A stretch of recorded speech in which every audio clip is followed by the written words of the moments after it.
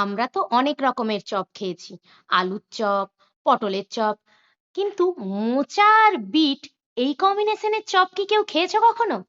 আমি আজকে বাড়িতে বানিয়ে ফেলেছিলাম মোচা আর বিটের কম্বিনেশনের একটা দারুণ স্বাদের চপ।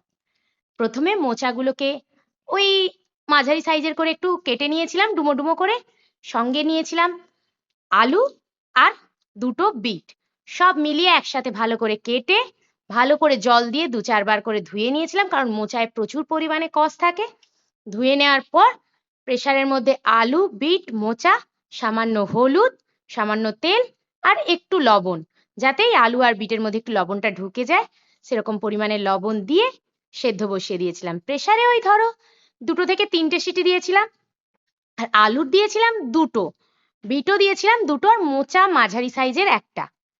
হলুদটা আর তেলটা কেন দিয়েছিলাম? মোচাটা যাতে প্রেসারের গায়ে লেগে না যায় আর কষটা যাতে ভালো করে ছেড়ে যায়। যে কোনো কলার জাতীয় জিনিস, ধরো কলা, মোচা, এইগুলো সেদ্ধ করতে একটু লবণ, হলুদ আর তেল দিলে না কষটা সম্পূর্ণ ছেড়ে যায়। তাহলে কসুরে কালো কালো ব্যাপারটা না থাকে না। এই দেখো সুন্দর সেদ্ধ হয়ে গেছে আমার। 2 থেকে 3টে সিটি দিয়েছি, আমার সেদ্ধ হয়ে গেছে। আমি জল ঝরিয়ে ভালো করে কিছুক্ষণের জন্য রেখে দিয়েছিলাম, যাতে জলটা ভালো করে ঝরে যায়, কারণ মোচায় জল প্রচুর টেনে নেয় আর বিটেও প্রচুর জল টানে।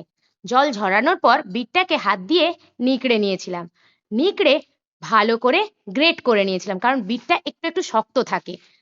আলুটা যতটা নরম হয় বিটটা কিন্তু ততটা নরম হয় না, তাই বিটটাকে আমি গ্রেট করে নিয়েছিলাম যাতে নরম হয়ে যায় আর একদম আলু আর মোচার সাথে মিশে যায়। দিয়ে ভালো করে ওটাকে স্ম্যাশ করে নিয়েছিলাম। একটু গরম গরম স্ম্যাশ করেছিলাম, কারণ ঠান্ডা হয়ে গেলে না একটু জল জল ব্যাপারটা এসে যায়, স্বাদটা কেমন একটা হয়ে যায়, তাই একটু গরম গরমই স্ম্যাশ করে নিয়েছিলাম।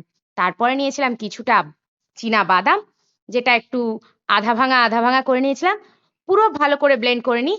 আধা ভাঙা করেছিলাম তার জন্য যাতে মুখে একটু পরে একটু টেস্টি টেস্টি ব্যাপারটা আসে। আর বাদামের ফ্লেভার কার না ভালো লাগে, তাও যদি বা হয় চীনা বাদাম।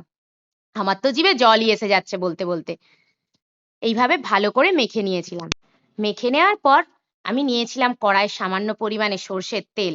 তেলে দিয়েছিলাম জিরে ফোড়ন আর কিছুটা পরিমাণে পেঁয়াজ কুচি, আদার কিমা আর রসুনটাকে থেতো করে নিয়েছিলাম। আর লঙ্কা কুচোনো দেইনি, লঙ্কা দিয়েছিলাম একটু বেটে। দিয়ে প্রথমে পেঁয়াজ কুচিটা তেলে দিয়ে ভালো করে নাড়াচাড়া করে লাল লাল করে ভেজে নিয়েছিলাম। ভেজে নেওয়ার পরে আমি এর মধ্যে দিয়ে দিয়েছিলাম রসুন কুচি, মানে ওই রসুনের যে আধা পেস্ট করে রেখেছিলাম। এইভাবে ভেজে ভেজে নেওয়ার পরে রসুনের কিমাটাও দিয়েছিলাম লাল লাল করে, সেটাকেও ভেজে নিয়েছিলাম। তার সঙ্গে দিয়েছিলাম আদা কুচি, ওই আধা আধা পেস্ট করা আধা, ওই আদাটাকে দিয়েও ভালো করে নাড়াচাড়া করে ভেজে নিয়েছিলাম। তার সঙ্গে সামান্য পরিমাণে লবণ আর হলুদ দিয়ে নাড়াচাড়া করে নিয়েছিলাম।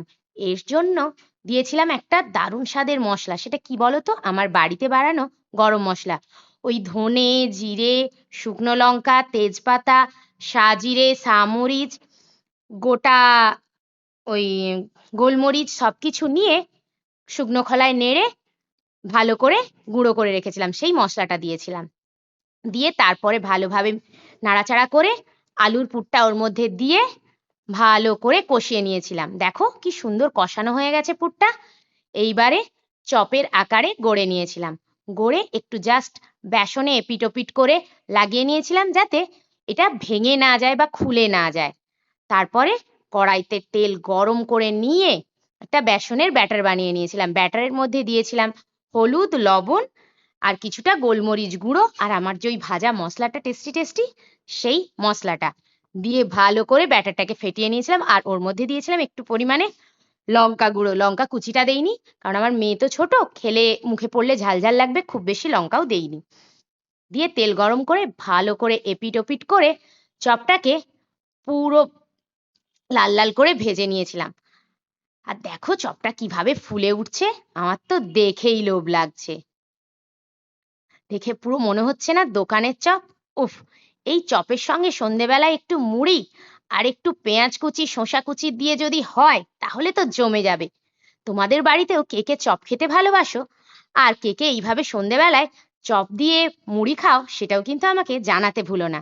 আর সবাই এই রকম ধরনের চপটা ট্রাইও করে দেখো, খুব ভালো লাগবে। ঠিক আছে? তোমরা সবাই ভালো থেকো। টাটা।